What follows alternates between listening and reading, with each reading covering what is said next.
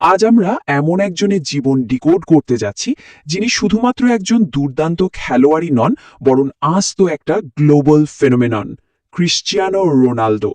ছোট্ট একটা দ্বীপের এক সাধারণ কিশোর থেকে কিভাবে তিনি পুরো বিশ্বের স্পোর্টিং আর কালচারাল আইকনে পরিণত হলেন, আজ আমরা সেটাই গভীরভাবে দেখব।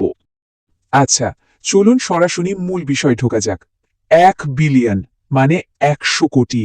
একটু ভেবে দেখুন তো, এটা শুধুই কোনো র্যান্ডম নাম্বার নয়। ইতিহাসের প্রথম মানুষ হিসেবে সোশ্যাল মিডিয়ায় 100 কোটি ফলোয়ারের এই অবিশ্বাস্য মাইল ফলক তিনি ছুঁয়েছেন। এই বিশালত্বই বুঝিয়ে দেয় যে তার জনপ্রিয়তার পরিধি আসলে ঠিক কতটা।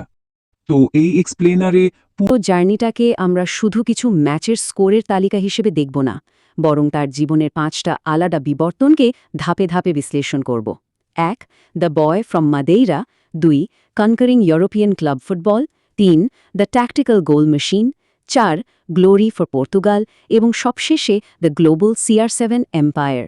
প্রথম ভাগ দ্য বয় ফ্রম মাদেরা, আইল্যান্ডের চরম দারিদ্র্য থেকে স্পোর্টিং সিপিতে পৌঁছানোর গল্প। পর্তুগালের ছোট্ট দ্বীপ মাদেরার ফোনচাল শহরে একদমই অভাবের সংসারে তার জন্ম। বাবা ছিলেন একটা ক্লাবের পার্ট টাইম কিটম্যান। অভাব এতটাই ছিল যে ভাইবোনদের সাথে ছোট্ট একটা রুম শেয়ার করে তাকে বড় হতে হয়েছে। মাত্র